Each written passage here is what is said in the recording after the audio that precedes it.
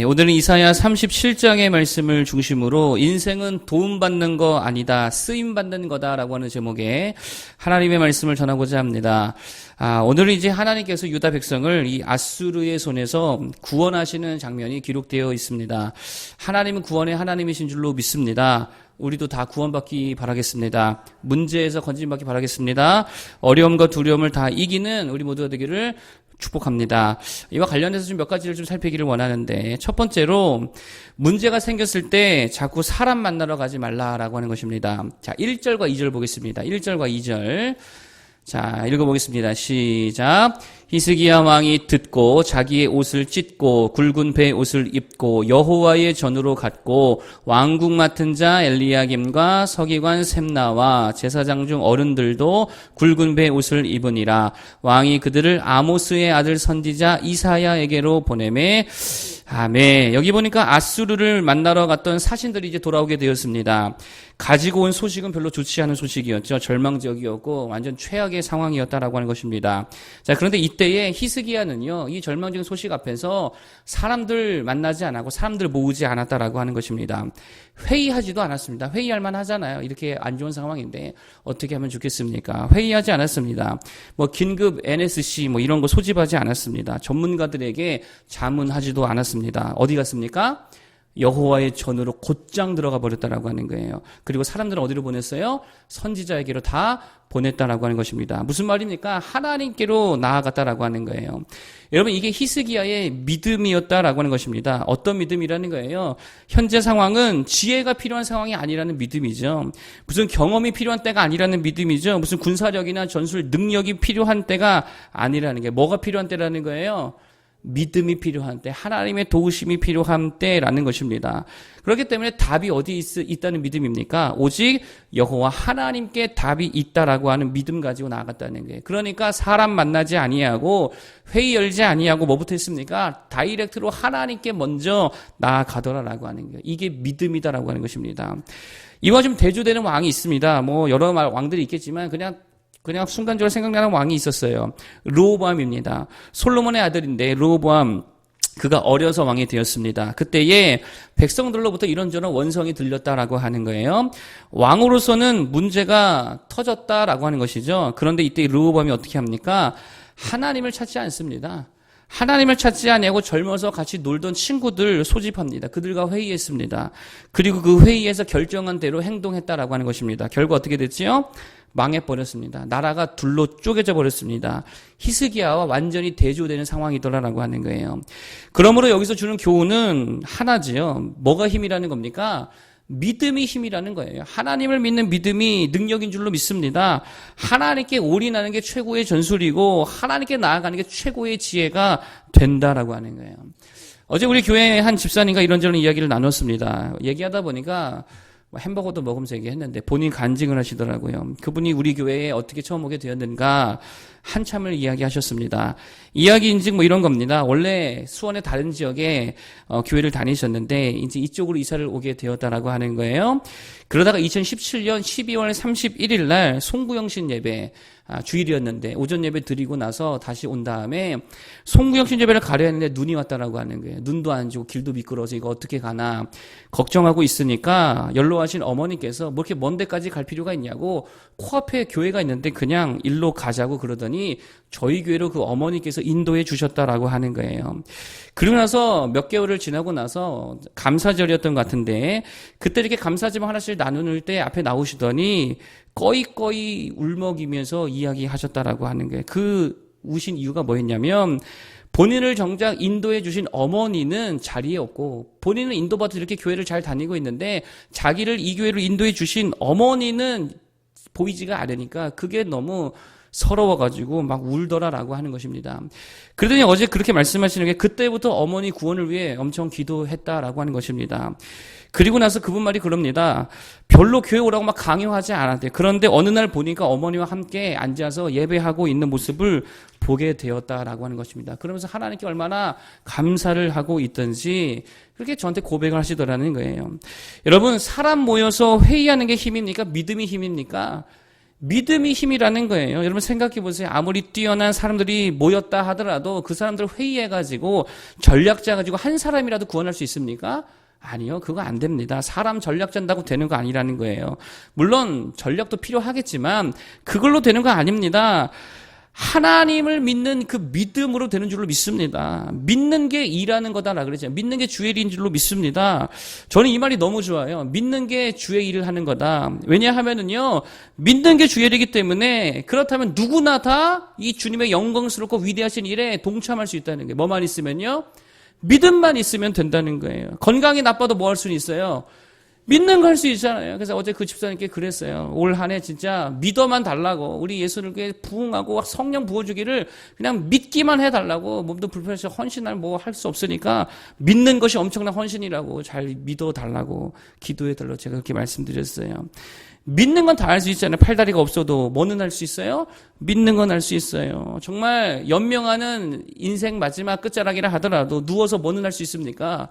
믿기는 할 수 있잖아요. 그러면은요, 어린아이도요, 주의를 감당할 수 있고요, 늙은 노인도 감당할 수 있고요, 누구라도 다 위대하신 하나님의 일에 믿음으로 동참할 수 있다라고 하는 것입니다. 올해 진짜 어떤 일꾼이 되어야 될 것입니까? 믿음 충만한 일꾼 되기를 바라겠습니다. 그게 진짜 우리가 할 일이다라고 하는 거예요. 그러므로 교회는 무조건이에요. 회의보다 뭐가 많아야 됩니까? 찬양이 많고 예배가 많고 기도가 압도적으로 많아질 줄 믿습니다. 그럴 때에 진짜 강력한 열매가 하나님을 통해 맺어지게 될 줄로 믿습니다. 자, 두 번째 메시지는요, 이런 거예요. 기도 부탁만 하지 말고 제발 본인이 좀 기도하라는 거예요. 여러분, 그럴 때에 구원이 임하게 될 줄로 믿습니다. 어떤 사람은요, 맨날 기도 부탁만 해요. 정작 본인은 기도하지 않더라라고 하는 거예요. 목사님, 새벽에 기도할 때 제 이름 석자도 얹어주세요. 제가 한 번은요, 친구 두 놈을 앉혀놓고 한 놈이 해외 나간다 그래가지고 그 친구만 위해서 막 기도를 막 해줬습니다. 밥 먹기 전에. 한 놈이요, 되게 섭섭해요. 예수도 안 믿는 애거든요. 그래서 내가 일부러 기도 안 해줬거든요. 얘만 기도해주고. 그랬더니, 야, 너는 어떻게 내 이름 석자 좀 넣어주지, 기도도 안 해주냐고. 되게 섭섭해 하더라고요. 여러분, 기도 부탁은 하는데 정작 본인도 기도 안 한다라고 하는 거예요. 그럴 때 별로 능력이 안 나타나죠. 본인이 기도해야 될 줄로 믿습니다. 우리 4절에 보니까 히스기야가요, 이사야에게 사람들을 보내면서 이렇게 부탁하지요. 자, 4절 한번 읽어보겠습니다. 4절. 뭐라고 부탁하는가? 시작. 당신의 하나님 여호와께서 랍사게의 말을 들으셨을 것이라 그가 그의 상전 아수르 왕의 보냄을 받고 살아계시는 하나님을 회방하였은즉 당신의 하나님 여호와께서 혹시 그 말로 말미암아 견체 가실까 하노라. 그런즉 바라건대 당신은 이 남아 있는 자를 위하여 기도하라 하시더이다 하니라. 아멘. 히스기야가 이사야에게 뭐 부탁하고 있어요? 기도 부탁하고 있어요. 그런데 본인은 기도해요, 안 해요? 이때까지 기도 안 합니다. 그랬을 때에 9절 이하에 보니까 아수르 왕으로부터 다시 한번 전갈이 오게 되어지는데요. 상황이 전혀 바뀐 게 없는 거예요. 전혀 바뀐 게 없으니까 상황이 똑같으니까 그제서야 히스기야가 11절, 몇 절입니까? 15절 이하에 드디어 그때부터 히스기야가 뭐 하기 시작합니까? 15절 한번 읽어보겠습니다. 15절. 시작. 여호와께 기도하여 이르되. 이때부터 다시금 기도하기 시작하더라라고 하는 게. 그리고 기도를 다 마친 후에 21절에 보니까 한번 읽어보겠습니다. 21절 시작. 아모스의 아들 이사야가 사람을 보내어 히스기야에게 이르되 이스라엘의 하나님 여호와께서 말씀하시되 네가 아스루의 사네립 왕의 일로 내게 기도하였도다 하시고 아멘. 기도 마치자마자 뭐라고 하신다고요? 네가 기도하였도다. 무슨 말입니까? 하나님이 지금 뭐 보고 있었다라고 하는 거예요? 히스기야 왕이 기도하나 안 하나 그것만 보고 있다가 기도하니까 이제서야 네가 기도하였도다. 그리고 나서 이때부터 일사천리로 하나님께서 역사해 주시더라라고 하는 거예요. 하루아침에 사네립의 군대가요 18만이 그냥 이유 모를 영문 모를 이유로 다 죽어버리고요. 고국으로 사네립이 돌아갔을 때에 아들 쿠데타로 말미암아 죽어버렸다라고 하는 거예요. 기도하니까 하나님이 바로 즉각적으로 일해 주시더라라고 하는 것입니다. 여러분, 그러므로 교회 교육이든 가정 교육이든 새신자 교육이든 다 똑같은데요. 뭐가 중요하냐면 부모만 죽어라고 기도할 게 아니라 기도를 어떻게 해야 돼요? 가르쳐야 되는 거예요. 너도 옆에서 기도해. 이게 엄청난 교육이죠. 네가 직접 하나님께 네 말로 네 마음으로 기도 한번 해봐. 이거 가르치는 게 진짜 중요해요. 세신자도 마찬가지입니다. 그러니까 자기는 기도 안 하고 기도 부탁만 하면 뭐 이렇게 비유하면 될 것 같아요. 옆집 친구에게 야 니네 아빠한테 나 용돈 좀 달라 해라. 용돈 줘요 안 줘요? 어쩌다 줄 수는 있겠죠. 친구, 뭐, 아들 친구니까. 그런데 응답률이 현저하게 낮아지더라라고 하는 거예요. 내가 내 아버지에게 가서 달라고 해야 될 줄 믿습니다. 그럼 100% 응답이 떨어지게 될 줄로 믿습니다. 얼마 전에 우리 애들끼리 서로 지들끼리 이야기하는 걸 제가 한번 들었어요. 근데 하리가 지 언니 하늘이에게 이렇게 말하는 거예요. 아니, 그런데 언니는 왜 아플 때마다 아빠를 찾아?